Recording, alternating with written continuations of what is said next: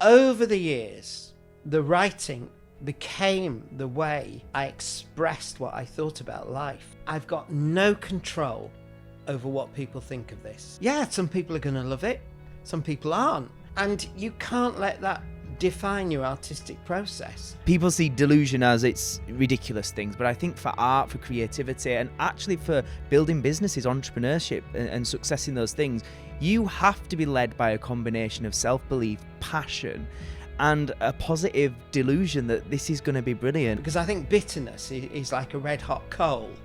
It hurts you as you hold it, but the other people, they're not bothered. I think that's a mistake people make about success, is they put whether they're doing well based on what everyone else thinks. It wasn't as simple as my dad got ill, we had an awful experience, and I wrote about it. So they can find you on Instagram. Do you know your handle?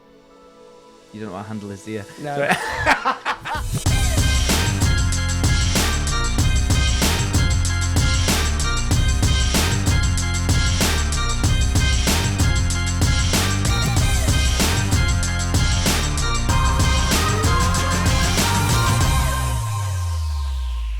Welcome to the Rich in Success podcast, the show that brings you motivation, education, and inspiration on how you can live a happier, healthier, more successful, and more fulfilling life. In today's episode, I'm joined by good friend and writer, Jonathan Hall. Jonathan has just recently had his book published called A Spoonful of Murder, and it's getting some great reviews. It's been doing really, really well, and excitingly, the audiobook version has been narrated by the incredible actress, Miss Julie Hesmondhalgh. Jonathan is somebody that I met many years ago when we were both working together. I was working as an actor, and we built a really strong bond, a really close friendship very early on. And I think part of the reason for that is his infectious energy, his passion, his enthusiasm that I'm sure you will get from listening to this episode. In the episode, he talks a lot about his life as a writer and also balancing that with his job working at a school. He talks about things like dealing with judgment. He talks about self-belief and confidence, and I really think this is a truly great episode. So please enjoy episode 166 with writer Jonathan Hall.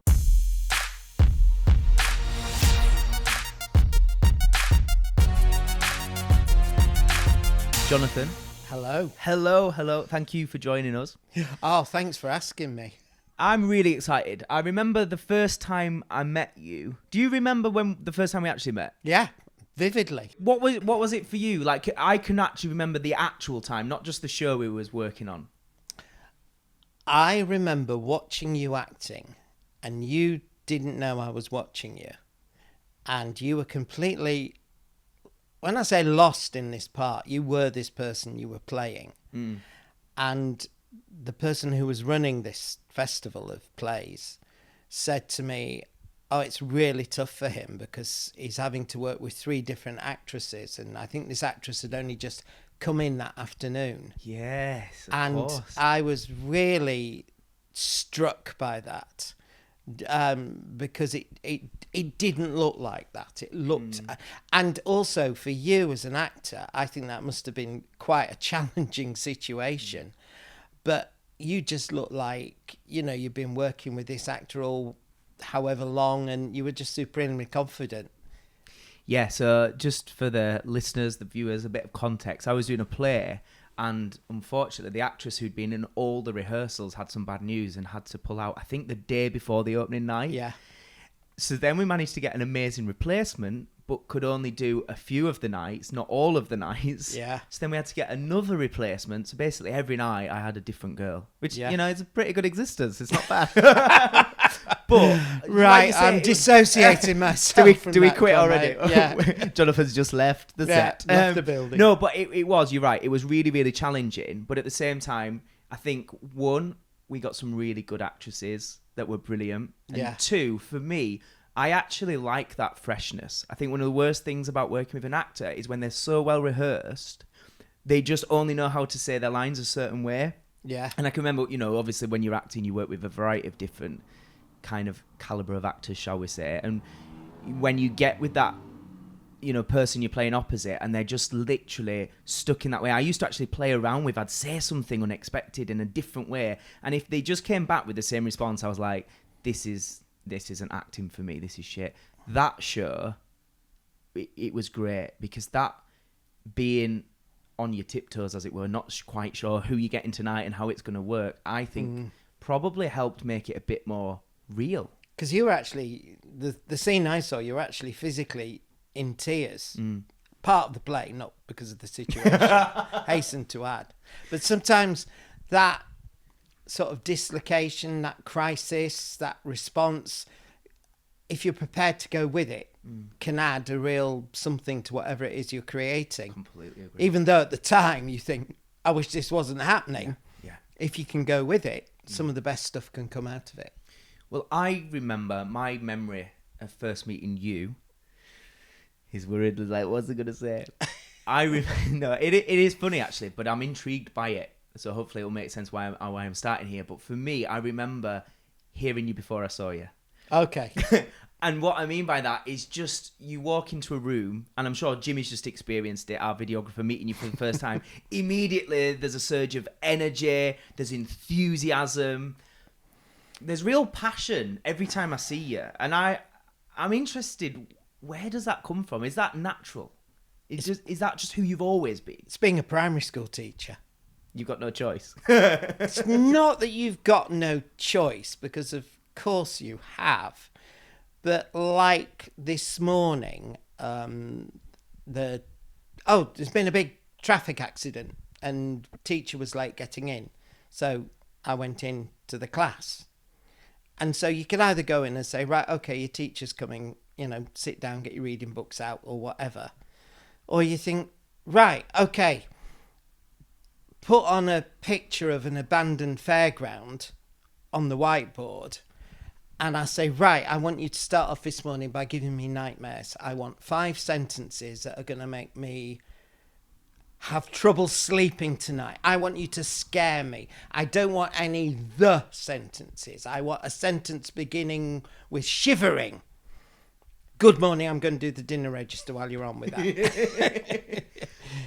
and when you go and work with, the 3-year-olds, who are the best audience in the world, because as soon as you start getting boring, you can tell, because they start doing handstands and things. So you go and you say, I have got such an amazing story I'm going to tell you today. It is just brilliant, but I need you sitting properly before I can start. However, is that something that's just come from the job? Or is it something that goes deeper than that? Yeah, I think it's partly me. I do think, yes, I think it is maybe partly me. Partly because when I was young, acting was one of the very few things I was successful at. And by successful, I mean, really, I think all of my younger life was spent trying to hide the fact I was no good at sport. And if you went to a comprehensive school in the 70s and you couldn't play football... Yeah. And you didn't care about rugby, yeah. You were basically toast. Yeah. So acting and writing, they were things I could do. So maybe if there's something you can do and people like you for it, it becomes more of you. And you take on that identity, and the more it's reaffirmed, the more you do it. Yeah. And that's how it grows. For you, when did you first realise you had a talent for writing and acting? Where did that come from? The acting was when I was at primary school and they did the Christmas play and I got to be a train, which was just like all my dreams come true. Because when I was little, I used to have sort of like a blue ribbons in my hair because I was Thomas the Tank Engine, or red if I was James the Red Engine. And I had to say, choo choo all aboard toys. Yeah. That was the first line. Yeah, that was my line, my first ever line. And the teacher said, you got to get these toys on board. So I thought, right. choo choo. Sorry, I'm moderating it a bit because of the much sound louder, levels right? going Yeah. on. Much louder. And then the next year I was cast in as Abanazar. And so I realised again I was confident. It didn't worry me. I was nervous, but I wasn't scared. And so much of your life when I was growing up, I seem to remember feeling scared, and I wasn't. And with the writing, I remember writing a story. Basically, for the first few years of my writing life, I just rewrote Enid Blyton, basically. But I got that thrill of filling page after page after page. And the only other time I've seen that thrill, I think, was with you and your big box of scripts that I had and looked through and read. And you basically spent your time writing scripts for all these shows you loved. Now, I never did that, but it's that passion for creating, and you're willing to put the time into it. And I think it's like anything. If you're good at football or music or whatever, you realise that when you're younger, if you get the chance. But do you think that start, what you said, is it was just regurgitated like that? Because that was for me as a writer, like what you're discussing there. For me, it wasn't necessarily original ideas. It was taking stuff I loved and was obsessed about, and then doing it in my own way. That was the catalyst. Then how do you transition into, because I think for songwriters as well, if you feel like every song's been written, there's no story you can't tell that's been told in some way. How do you find that, I guess, a slightly different muscle of creativity, which is to be more original? I say two things, because I think some people stay more or less where they start, and there's absolutely nothing wrong with that if you find out what it is you like doing. When you do some plays, you get actors who will do a performance in the read through, and that performance will still be the same on the last night. And when I was little, my grandma had a man living across the road who was a painter, and he did pictures of Hornsey Mere. And that was what he loved doing. And we had picture after picture of Hornsey Mere or Hornsey Mere, sometimes Hornsey Seafront. So some people always stay in that place, which is fine. But I think other people, the more they do it, the more they want to do more and journey and experiment in it. And I think both things are equally valid. Do you think that's a choice? Because I think, reflecting on that, I think one thing I remember when I was acting is the idea of, for example, just playing one role forever was like horrendous. Yeah. It's that thing of that challenge of, but I don't think you choose that. And I could be wrong. I feel like it's in you, that need to explore something new and that need to evolve. Do you think that's just something that's in you? And maybe it's something to do with how willing you are to have three different actresses the day after each other, to be in that place of risk and to be in that place of challenge. Because I know when I write, the temptation is to stay in your comfort zone. Yes. And stick with what you know. Like holidays, always I go on holiday to the Lake District or Cornwall, and I just revolve between the two, and I'm quite happy with that. And if somebody said, well, do you not want to trek across the Galapagos Islands? I'd be like, no, I don't. I want to stay in Cornwall. Thank you. But with your creativity, I think different people are sort of averse to risk, or they embrace that risk and what it can bring them. So that journey for you from discovering you've got a talent and a passion for writing, how did that pan out then over the years? What's that story been, with writing? It's a long game. And I think the most important thing I could say to anyone is that writing became a habit. It was something I always did. Because people will often say, oh, well, I'd like to write, but I never get the time. Newsflash, you'll never have the time. Spare time is like spare money. Yes. It's just, you have to make it. It's a little bit like going to the gym. People use the same excuse. Absolutely. You either make the time or you don't. It's not a case of I don't have it. Exactly, yeah. And I think all those years I went to the gym, I should really have just fessed up and said, I don't like doing this. And do extra hours writing. I would pull those weights and whatever, and I would never seem to change an iota. But, So over the years, the writing was always the background to my life. And I realise now, looking back, and a lot of people at different stages on their writing journey, and I really call it that because I don't think you write and you've arrived. I don't think you ever get to that end point with creativity. So over the years, the writing became the way I expressed what I thought about life. And it became my expression of my life journey. And I know that sounds quite highfalutin, but I think art is that. It's how we respond to, make sense of the world around us. And I think the stories I told in my 20s and then in my 30s and 40s and now my 50s, they're all different. And they're all to do with coming to terms with the world you live in and the fact you're not going to be here forever, which sounds a bit gloomy. And I'm really not that gloomy when I'm writing. Hasten to add. How much have you come to terms with that? What is your viewpoint at the moment on the world we live in and dealing with the fact we're not here forever? Well, I've got this story which I've written, which just sort of everyone goes, oh, Midsummer Murders or whatever, because there's these 3 retired primary school teachers who solve a crime. But really, I realise what I'm really writing about is me getting older and me entering that part of my life. And I can do that quite through these 3 characters. I think before I always wrote plays about moody, mixed up, misunderstood people. And now I feel quite glad I've moved away from that. So I don't know. I wrote ghost stories a lot of the time because there's this idea that, are we here? Is there more? Is there more to life? What's beyond? Well, the play you cast me in was that kind of... It was a mix. It was a moody ghost story. Yeah. Perfect casting for me. Well, you were great. I have to say, and I will say this again, you were absolutely fantastic in that.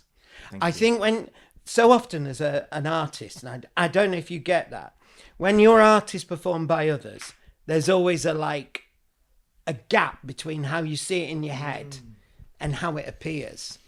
And I would say, at the risk of sounding like I'm creeping, I'm really not. That was the one time that gap wasn't there. Wow. When you 2 did that short play. And I still get people talking to me about it and saying how much it affected them in a good way. Yeah. Yeah. You're not had to get help afterwards. We're all right. Yeah, absolutely. So as you reflect now on all those years that you've had writing, and as you say, and I think that's a really key point I just want to highlight, that you made it, it's a behavioural part, and it's part of your routine, it's part of your life rather than a thing I do and then I get bored of and I come back to. And I think that's really crucial to anything if we want success. It's that consistency, and it's not putting, what you said there about, you've never arrived. It's not putting success on an end goal or a result. It's actually success in the journey of just exploring and forever committing to do it. As you reflect now, what do you think are what were some of the big highs in your journey as a writer? Some of them maybe you did think you'd made it or whatever. And then maybe some of the lows as well. I'd say I had a false high back in the early 2000s. Is that drugs? Sadly, no. I don't think I really, I have enough problem with Chardonnay. So goodness knows. Yeah. And Solpadeine has disastrous effects on my stomach. So no, not that. So it wasn't that? No, it wasn't. I had a play on in London. I worked at the National Theatre. People were telling me I was the next, what do we call it? Cutting edge, hot thing. What? No, hot thing? I don't think I've ever been a hot thing. Sounds rude, actually. So, and I was working in London. I was getting writing commissions, and I really thought, this was it, and I'd be saying goodbye to school. And that was a false high, and that was just as well because it stopped. without going into all the reasons, I basically, wrote a duff play, and you really, it's a very unforgiving industry.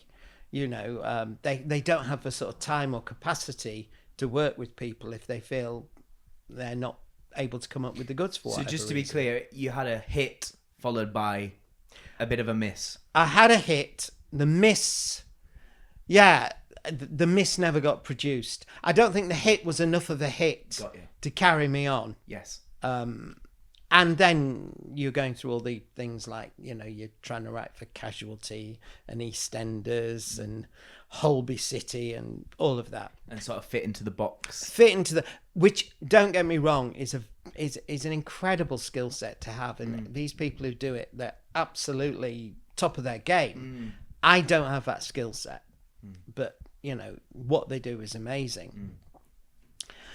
And then I was sort of back in Yorkshire, and I was teaching again. I was sort of back in the school, and I thought, well, I really had thought I'd left that behind. And yet, being in a school was the best place I could be, because suddenly you're working with people who don't really know and care that you've not made it as a writer. Yeah. And you've got a class of 6-year-olds. You just got to get on with it. You've got. Well, they don't care if you're a cutting edge playwright, as long as you can run a tight Play-Doh table, that's all they're bothered about, So, and that is really good, because you sort of lose that ego. Yeah. And you realise you know nothing. Did you get quite a big ego, do you feel? I got a big insecurity, and I think the two things aren't not linked. And I became as good as the last thing somebody said about me. I would hear about people I knew having success. I would take it to heart. It wasn't a particularly pleasant set of emotions to go through. And when I came back, I still wrote.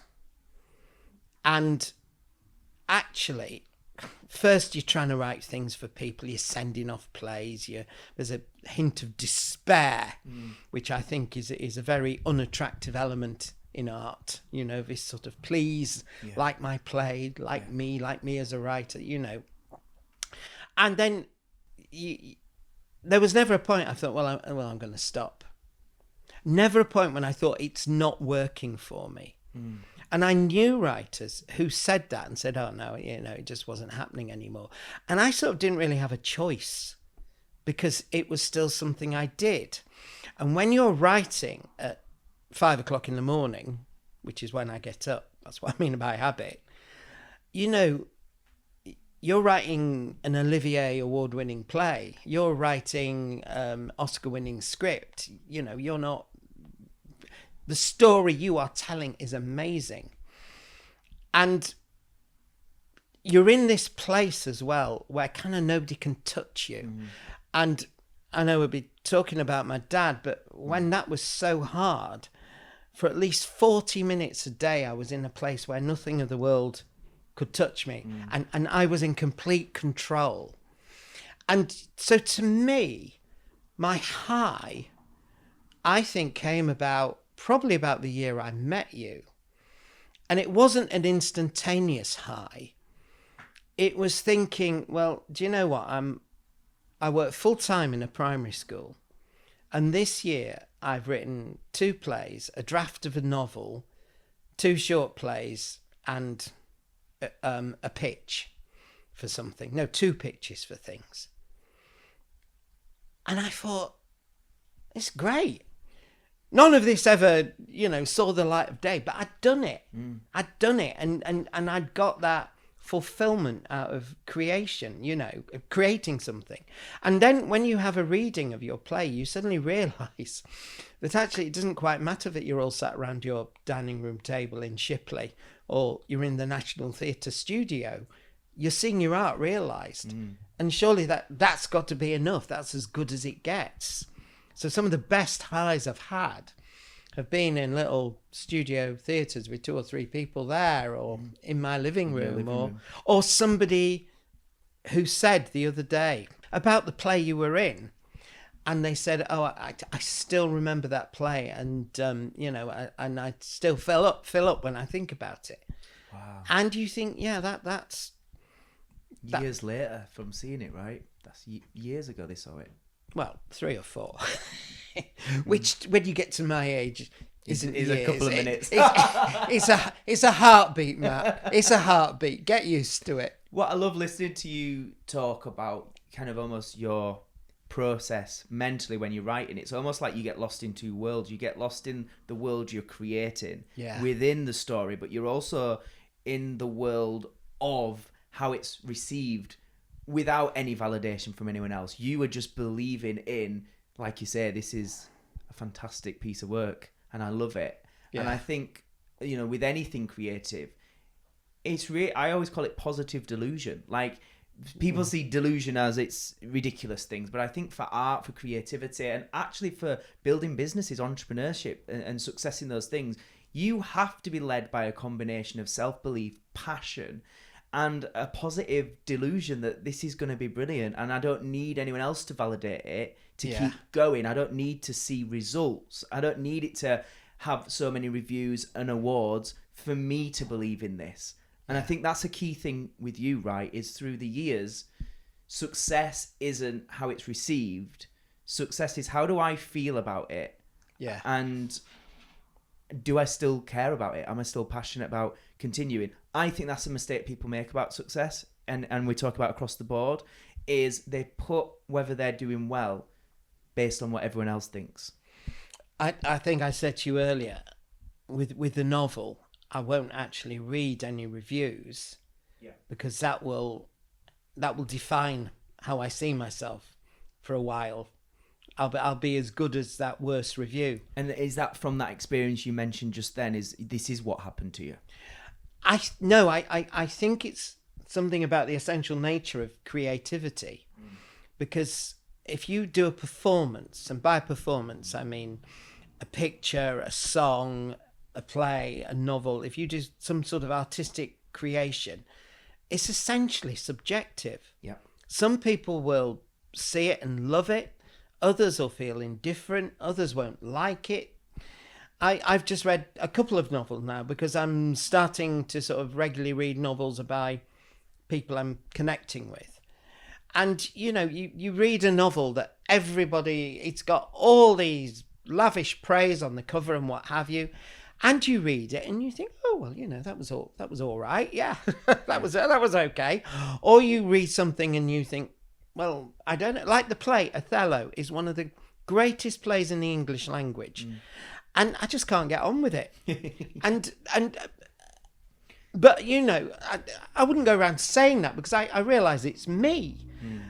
But once you understand that when you write something, some people are going to love it, some people aren't.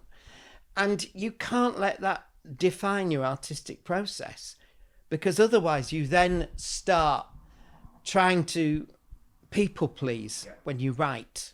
One of the worst things I think you can do. I think you could, and I've done enough of that in my time. I mean, some of those plays I wrote when I was trying to get back in, some of the, I'll say it, some of the drivel I wrote, and it's drivel because I'm writing what I think someone else will like. I think that goes for life.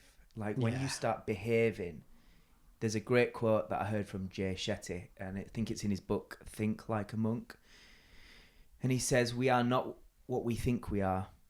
We are not what other people think we are. We are what we think other people think we are. And ultimately what he's getting at is we constantly make decisions based on what will they think of me. Yeah. We don't know what they'll actually think of us. Yeah. But when you start going down that route of second guessing what people are thinking and behaving, and by default you're not being authentic, you're not being congruent and true to who you are, and then you fall into this horrible category of you might get but they only like you for something you're not, right? Yeah, absolutely. And that's got to be the worst thing for life. So I think just what you said there in general is a great tip, is like just get clearer, like you have as a writer, get clear on what are you passionate about, like what do you love, and basically if some other people like it, that's great, but it's a bonus. It's not the reason for doing it. When I was writing, and particularly when I started this novel, the thing I would keep saying to myself, Quick one. One thing I forgot to mention at the beginning of this episode is when you sign up to the membership, you also get access to exclusive interviews with some of the best experts that have been on this podcast. Now, when you listen to this podcast, of course, you're going to hear the inspirational stories and journey that our guests have been on.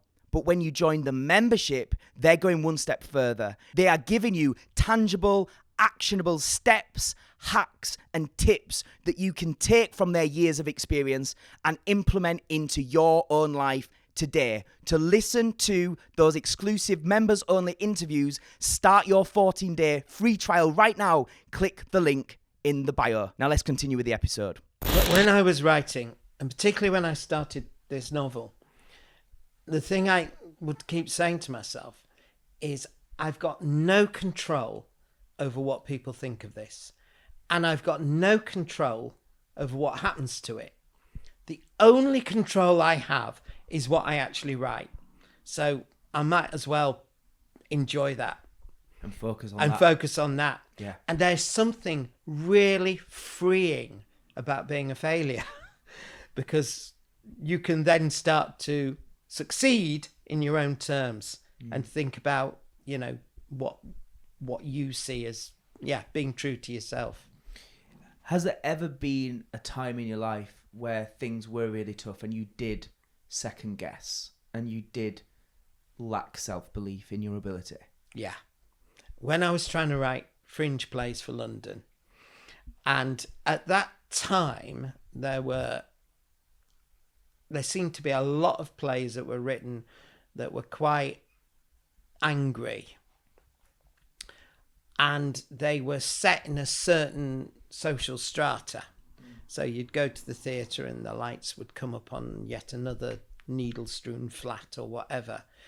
I am not saying for a second that those stories are not there to be told. And I'm certainly not saying there are not those gifted, talented people there to tell them.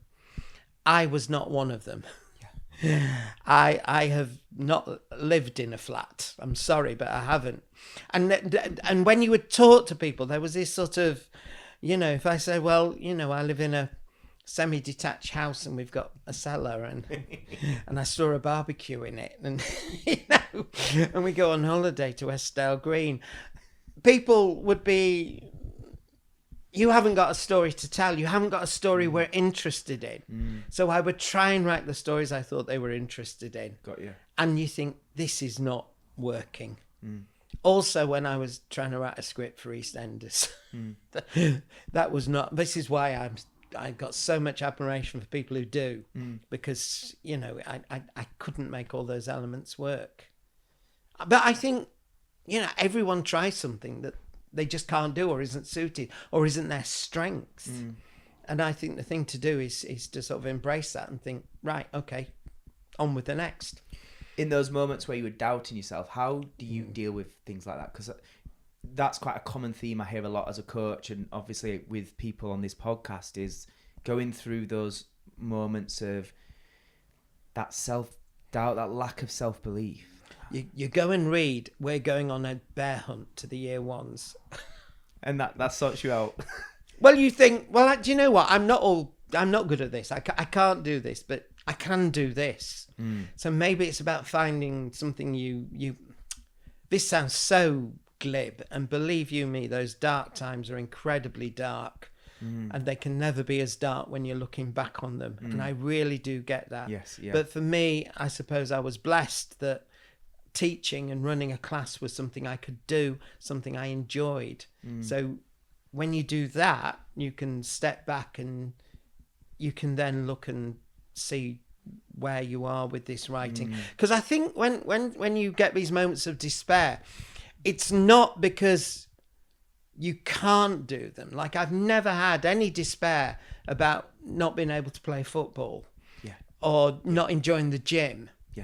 But it's when you can do something a bit, and you know you've got a passion to do it, but you don't quite know how. Because I know with painting, my friend Louise, who's this amazing painter, has been on this journey.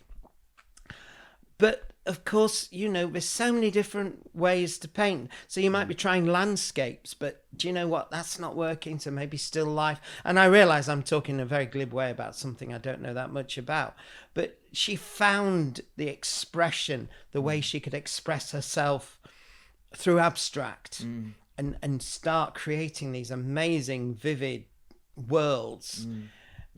So I think the despair would come if you're trapped doing portraits and you want to paint, but you don't know where that is going. And also, we were just talking a little bit about, you've mentioned a lot the school, and before we started recording, we were saying about this idea of having to wear different hats. Yeah. And that's something I resonate with. Obviously, as somebody who has a couple of different companies, I still sometimes occasionally go out and perform with my band, and I have to play a character. That's a role. Yeah. Then I've got to be Matt again, and Matt, when he's with his family versus with his clients versus on a podcast versus being in my band, is a slightly different version each time. Not because it's about being inauthentic, but because each area of your life needs a different version of you. And for them to work, you have to give it your all. Absolutely. You can't go into a class and think, oh, well, do you know what? I'll just get through today. And that's what I'm interested. How do you find that process? Because, the writing's going very well for you at the moment. And there's things like jumping on podcasts like this now, and lunch with Julie Hesmond Hall and so on, and friends with the celebrities these days. But then there's still the going in and doing a proper professional job of great responsibility to work with children. How do you find that? I find it hard. Yeah, really. Because to work in a school, you have to commit yourself. And I'm not saying this lightly. You have to commit yourself, body and soul.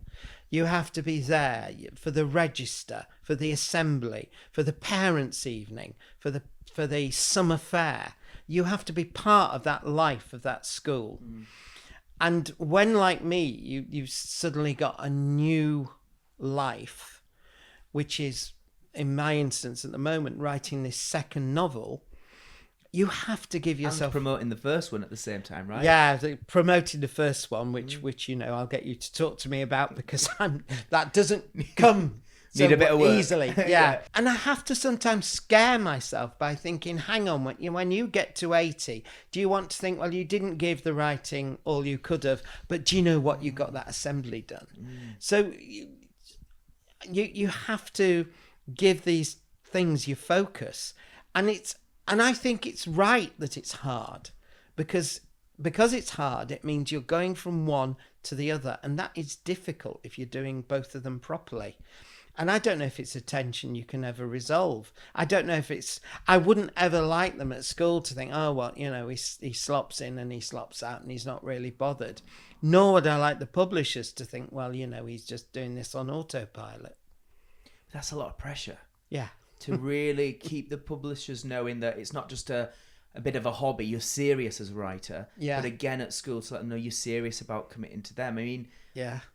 What's your process of dealing with that? Is it just that old school, stiff upper lip, best foot forward, keep going?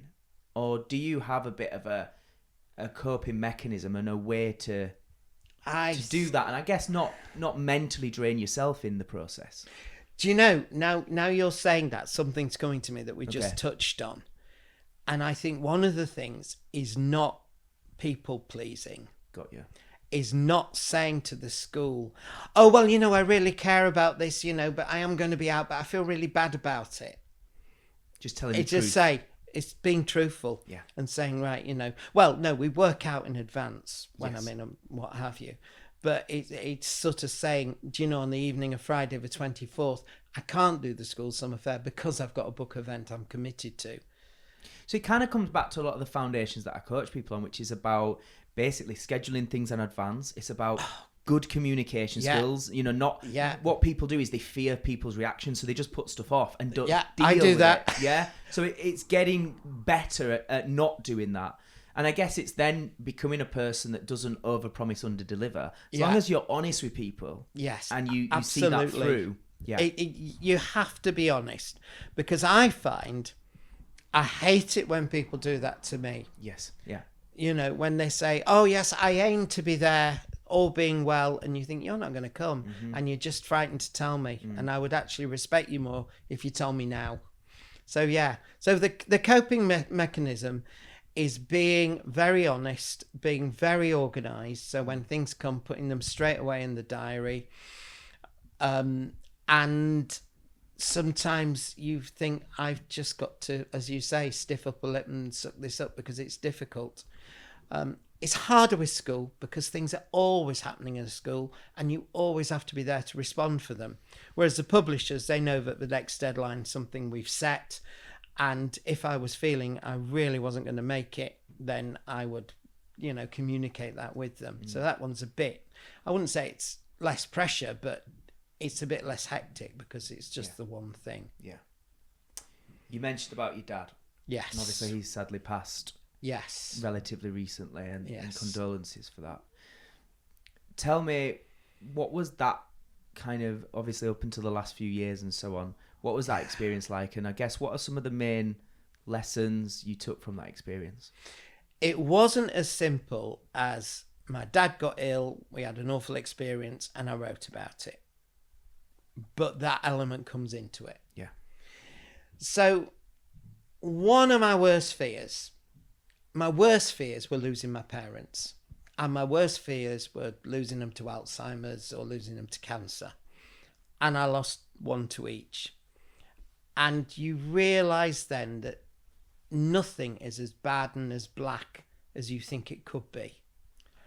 And what I never realised, without being morbid, is in that terminal part of your life, how beautiful it can be and how much love there can be and how much joy there can be. My father started with Alzheimer's. I say started with, I think it'd been going on a while, but when Mum died, we realised, it became clear because she wasn't there to sort of camouflage him. We didn't realise how bad it had got until, to cut a very long story short, he was frauded. And it was one of those things where someone rings you up and said, you've got to move your money out of your account because there's irregularities. And he lost a huge amount of money. What was the shocking thing in all of that wasn't the fact that Dad had done this, but the attitude of the bank, which was sort of pleasant indifference at best. And basically they wouldn't take any responsibility for what had happened. Now, the fact was, Dad was a bank manager.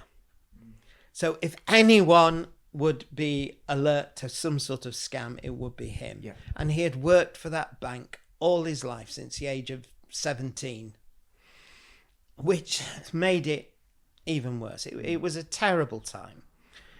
And I must have written, 2 novels worth of correspondence to the bank, trying to, saying to them, this is not fair. This is not right. Okay, the villains are the people who scammed him, but actually there was fault in the way they dealt with it. Yeah. And of course, they said no, because they can, because they're the bank, and that's all there was to it. And there was 2 things. I mean, one is I really am thankful that I've never been bitter about it, because I think bitterness is like a red hot coal. Yeah. It hurts you as you hold it, but the other people, they're not bothered. The bank don't mind what I think. But my sister said, you should think about writing about this. And I'd only written plays, radio plays, theatre plays. I hadn't written a novel since I was 19. Thank goodness I had. Remembering that 19-year-old 500 pages of teenage angst. Teenage 70s angst, which I think is a very peculiar art form. And so I started to write, and it was like what we were saying earlier. When I was writing about it, I was safe from the pain about it, the pain of it. And that awful dark experience then became something that motivated me and fired me to write this novel. I think if you were to see this novel displayed in the shops, it's called Cozy Crime, and it's sort of got the genre's Cozy Crime. There's, you know, a cat and a teacup on the front and what have you. You'd think it was just sort of like, you know, Murder, She Wrote, Midsummer Murders or what have you. But the fact was, it was this journey we went on with Dad that you use it and you suddenly realise, maybe that was one of the greatest things of being a writer. You realise that actually is nothing in your life that you wouldn't use in some shape or form. And also, I guess it helps you deal with it, is what you're saying there. It was that release and that coming to terms with and using it for good that has helped you go through a really tough period. Yes, and I think both me and my sister were like really keen, because people say, oh, are you happy to share this story? And I think, yeah, because if it saves one person going through what we did, then yeah, absolutely worth it. And it was. And now that the novel's been published and I'm doing talks at the bookshop in Grassington and it's all rather wonderful, and my sister's coming along to all the talks, then yeah, it's great. It you know, good has come out of bad. Talk to us about that experience. So you're now out there, book published, it's been there, top of the charts. It's got Julie Hesmond Hall, who many will know, you know, that actress's name, famous Hesmond for Halo. Halsh. I didn't realise okay. that. That's how it's Edmund pronounced. Halsh. Yeah. Now that book's come out and this whole process, launching it, promoting it, tell us, what's that experience been like? Not what I thought it would be like. And I don't mean this in a bad way. Because for a start, when you have a book published, well, think how many, many, many books are published a year. Think how many Cozy Crime books are published each year. And I think the great thing was I was able to come into this with not low expectations, but expectations that it could go in any way. And even though it has, you know, yeah, it has done well. And I can say that a lot of that is down to the publishers who sort of branded it and come up with this cover and title. Yeah. And it's not dissimilar in look to the Richard Osman book. So I do, and I thank you, Richard Osman. Thank you so much, because people will see my book next to his and then pick mine up. I think they think it's his new book. And then they buy it and get it home and go, oh, this is the wrong book. It's fine, whatever gets you in the chart. Yeah, whatever absolutely. So there is that. There is the talking about the book, which I actually love doing. Yeah. I hope it's not a conceit thing, but I do, after all those decades of writing at the dining room table at 5 o'clock in the morning on my own, it's lovely to be able to talk about that, about the writing process. And the great thing is, when I'm having conversations like this with you, I'm having thoughts that I hadn't thought before, you know, like people pleasing and insights and stuff. But I'm still grounded in that real world. You've had the high before. I've had the high before, and I know that it's so important that I get the governor's report written for the next governor's meeting. I do the end of term data prediction, that our school jubilee street party goes off swimmingly. I know those things are important, and I give them time and priority. And that is good. And also, I'm really focused on writing the second book. So it's not like I'm going around thinking, I don't know, people ever go around thinking how wonderful they are? I don't know. But I do know. Are you asking me? I don't know, Matt. Do you ever do that? Times. If I would see someone who I thought was successful, I think, you know, you'd be right up there with in the top. I think you're right. I think, especially, the amount of great people that have sat on this podcast and I've got to meet, you know, I think we all have those. There's a lot of imposter syndrome spoke about. You never quite feel you deserve the success. Yeah, absolutely. Is that something you resonate with? Yeah, completely. And you sort of say all these sort of slightly dampening things, like, you know, you say the book's done well. You say, oh, well, you know, Julie did a brilliant reading, which she did. And actually, I pass the success on to somebody else and sort of allow them to take I think in her case, it's justified. I really do. Yeah. Because she, you know, she can just imbue your words with a life and a resonance, which is just it's just magical. It's what she And does. from what Is I've seen, fantastic. she's so bloody lovely as well. What's your experience working with her and getting to know her? Yeah, you're right, because she is 100% a genuine person. I think if you are I always think actors have got the hardest job, because you are so much of the mercy of other people. I mean, if you're like filmmaking or you're coaching or you're writing, you've got a certain amount of creativity. But actors, and I've seen amazing actors who, the work they're getting is stuff like, doing role play for the West Yorkshire Police. Nothing wrong with that. Absolutely nothing wrong with that. But they don't get the choice to make the choices we do. Yeah. And I think that can make you quite insecure. Julie hasn't got that insecurity. Or if she has, it doesn't come across in how she is.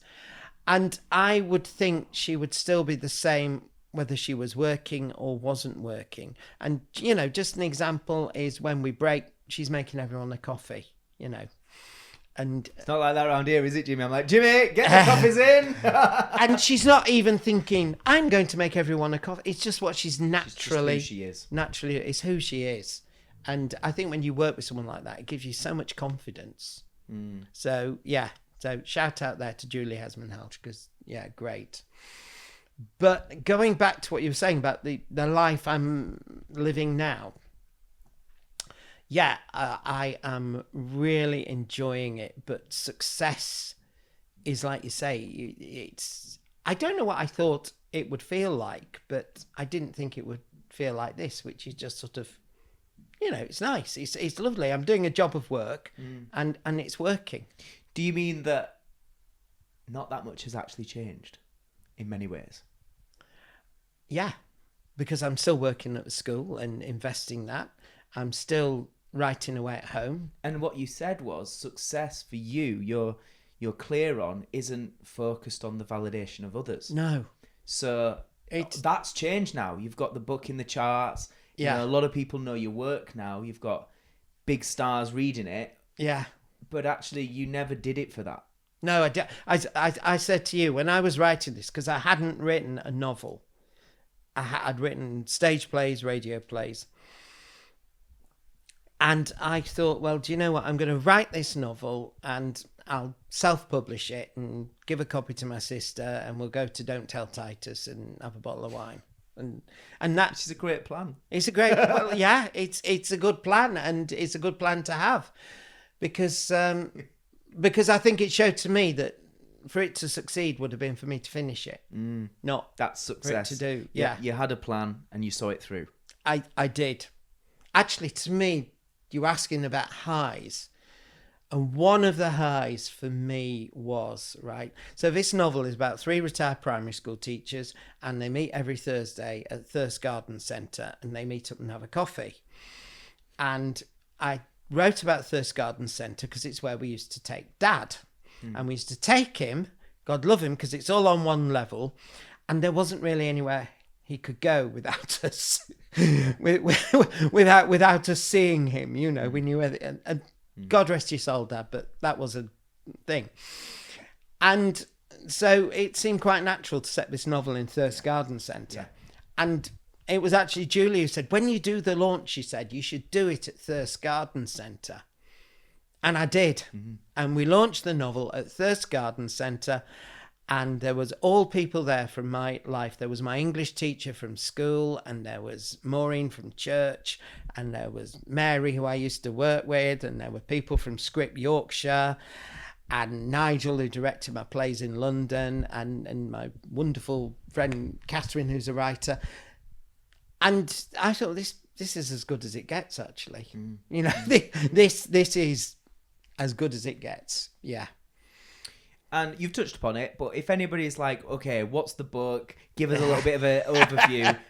Why should they buy it? What can they expect? And I really wasn't people pleasing and trying to drop in those hints for it. It's called A Spoonful of Murder, and it is what has been great. It's been on sale in Tesco, Sainsbury, and Asda. It's got a blue cover with a red mug on and a cat. And it's basically 3 retired primary school teachers, and they bump into their friend who's a colleague who's retired, and they can see she's in the first stages of dementia. And she says, oh, I heard them say that I'd be better off dead. And they sort of don't really think about it. But then 2 weeks later, she's dead. And it's like, has she been murdered? What's happened? But if people want to get it, can they still get it Tesco's, Amazon? They can. They can get it on Amazon as well. And oh yeah, they're starting to stock it in Waterstones. Oh, you've made it. There is a display table in Harrogate. Nice. I know. What about Bradford? I They've haven't got a been. massive Waterstones. Do you know what? I should go to Bradford. You should. It's huge, and I love it. It's a beautiful old building. Well, the thing is that they've got the coffee shop upstairs. Yeah. And how many hours have I spent writing in there? That's where you've got to get it. Well, we went to Beverley, me and my sister, for a memorial service, and we went into a shop called the Beverley Bookshop. Now, Beverley's where I was born, and we went into the bookshop, and I said, oh, look, it's there. And she sort of went to the assistant, oh, my brother wrote this. I love it. But then the next thing I know, I'm signing their copies, having pictures taken of me, and I might be doing an event there in the autumn. So there is a benefit to doing that, but it doesn't half feel weird going in saying, excuse me, I wrote that. So I don't know, maybe that's a bit of pain I have to push myself through. I'm going to push you through it. Okay, Matt, push me through. Waterstones. Waterstones in Bradford. Yeah, I want it there. I want you there. Okay. Just before we do finish up, what I'd love to touch upon just briefly is, I know we've spoke about this kind of, we've just touched upon how much you're, shall we say, spinning a lot of different plates. You've got a lot going on in life. And I know one thing that's important to you is your well-being, is, looking after yourself. Yeah. And obviously that's a big part of this show. Yeah. How do you take care of your well-being? I know you've mentioned meditation and things. What are the things that are like non-negotiables for you? I start off in the morning with a sort of meditation, spiritual time.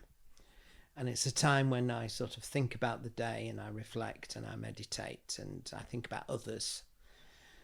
And I always saw it at first as something I had to get done before I could start writing. And now it's the other way around. I find if I let that time breathe and be the length of time it's going to be, it will feed into the writing. And I am that much productive because I sort of get up at 5:10, leave the house maybe at 7:10. So I've got that window. And even if I only have 10 minutes writing, no time is too short, I've learnt. I have also started that period again at night of a sort of, at the end of a day, and I'm not good at this. I can either fritter the hour before I go to sleep looking up Golden Girls one-liners on YouTube. Which is time well spent. Well, yeah, actually, I take that because Golden Girls, Victoria Wood, massive influences on me. Wonderful. But you can do it because it's habit, like eating Kit Kats. You don't really want it. You just find yourself doing it. And they feel good. Yeah, for a second. In the moment. But it's to sort of actually have that time at night when you sort of go up to bed, and the doctor called it sleep hygiene. So what you're doing is spending that reflection time at night, and then you are going to sleep. And so that's with the phone switched off? No, because it has to charge up. But I was saying to you, I should charge it in another room and have an old-fashioned alarm clock to wake me up. Maybe that's the next stage. Maybe that is the next stage. And the other thing I do as well is when I'm having a writing day at home is going for a walk at lunchtime. Now, I am blessed because I do live near these woods, Northcliffe Woods. Like at the moment, the bluebells are out. And it's just having that kind of peace and space. And I think when things aren't going well is having the courage to walk away from it and going to a piece of, you think, oh no, well, I can't do that because I've got to get this finished. Because unless I get this done, then it won't work and I'll be failed as a writer and I'll fail, and you let fear drive you on. And perhaps it's taking that, acting against that and getting that time away. I also found during lockdown, I virtually stopped drinking. Now, this was no sort of moral high ground act of will on my part, because you know me, Matt, I love a beer or two, etc. But because I wasn't going out and I didn't have alcohol much in the house, I stopped, and I find that the quality of my sleep was better. And that, I think that's key. It's all about the quality of sleep. I agree. And they say a lot with things like alcohol. We all know if we drink a lot of alcohol, we fall asleep very easy. You know, you get to bed. But it's not about that. It's about the quality of the sleep. It's great at getting you to sleep. Yeah. It's rubbish at keeping you asleep. Yeah, in that stages of like 3 and 4, that real deep sleep that's needed. It's so important because as well, since I can't remember, but I was diagnosed with sleep apnea a few years ago. I think you remember we went to see a play once and I fell asleep, and that would be me in the evenings. But I have this sleep apnea machine now, which is this, deeply flattering kind of rubber mask thing I wear that, makes me look like something that's halfway towards a Cyberman. But I do... Brilliant for intimacy. It's marvellous. And it makes this great sound. If it slips, there's this sort of raspberry noise. But I do find the quality of my sleep, and I've noticed that. Because maybe pre-sleep apnea days, I'd be starting to nod and get drowsy even now in the afternoon. And you're fine now? I'm fine, but I do think a nap in the afternoon, just a sort of a quick 10-minute power nap. There's nothing wrong with that. I agree. And I love what you said. I love, what you said about starting the day with that peace, with that time, with that reflection, and also finishing it, and also where you can, getting it in the middle of the day. Because I agree, life can get hectic, and what we can do is, rather than it being busy, we then attach a lot of emotion of stress and overwhelm and fear. And actually, what we do is we're not productive. We're just spending the time being stressed. Taking a moment, if that email comes in and you're like, what are we going to do? Or whatever it may be, just go, okay. Initially, natural response, maybe you're stressed out and maybe like, I don't know what to do. But we know from a biological standpoint, emotions only last 90 seconds. That's the time it takes. Any one emotion that we feel only takes for it to go through a process from receiving to responding, for it to finishing is around 90 seconds. Right. Anything that keeps us in an emotional state is what we focus on.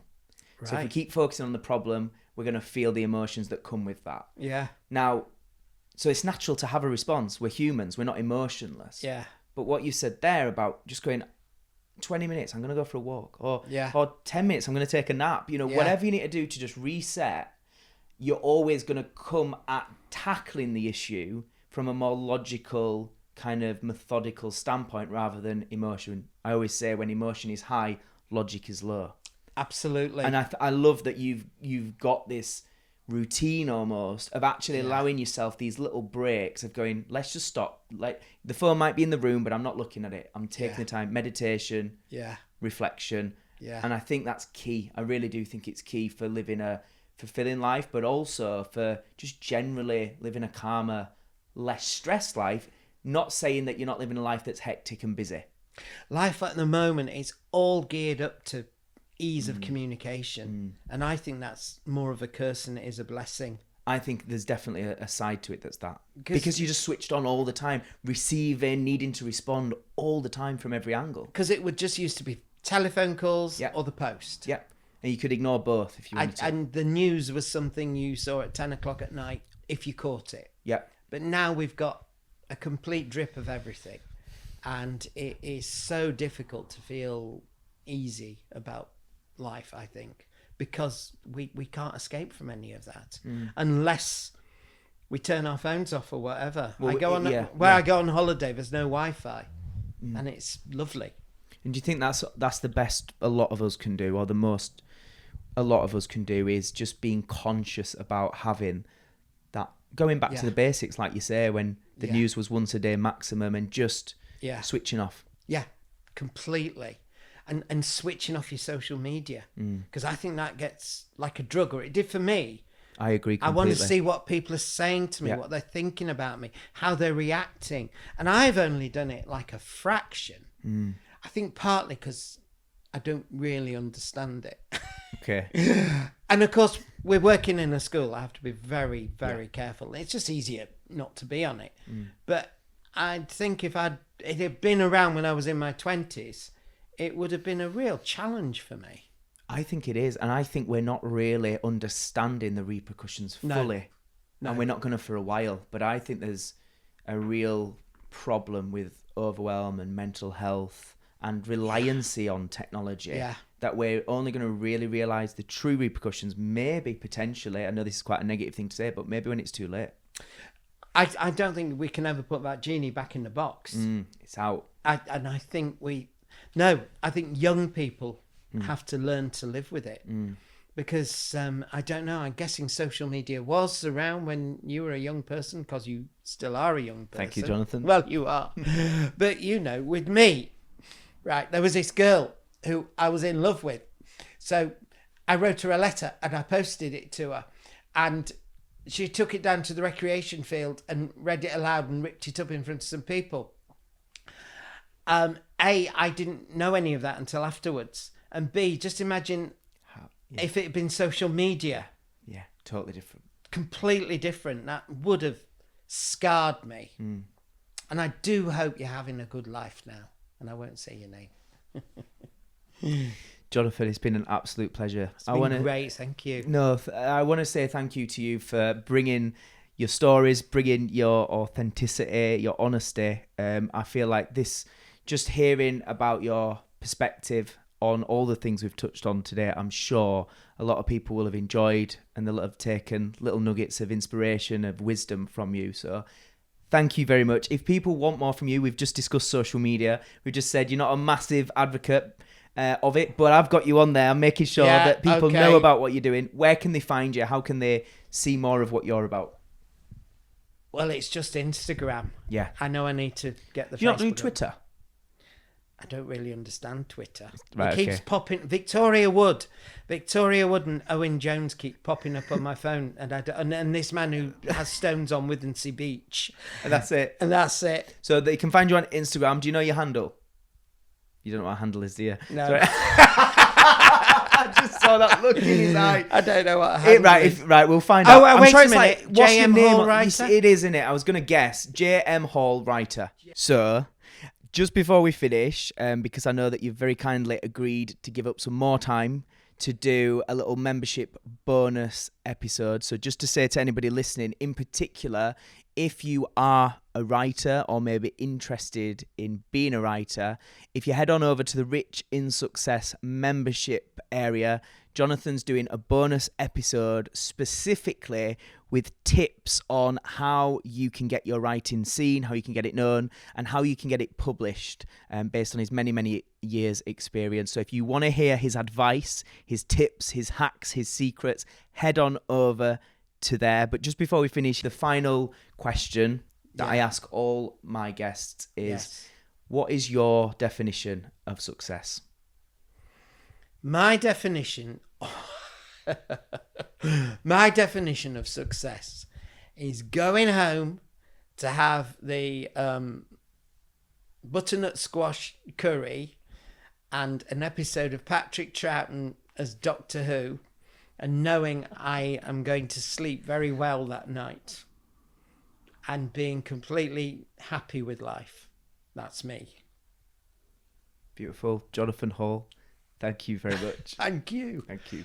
And if you want to hear the exclusive members-only bonus episode with Jonathan Hall, Jonathan is giving you his main secrets on how you can get your writing seen, heard, and indeed published. Here is a little preview of that conversation. When I was writing, people say, oh, you don't know how many people, they try and they're not successful, and be prepared for disappointment.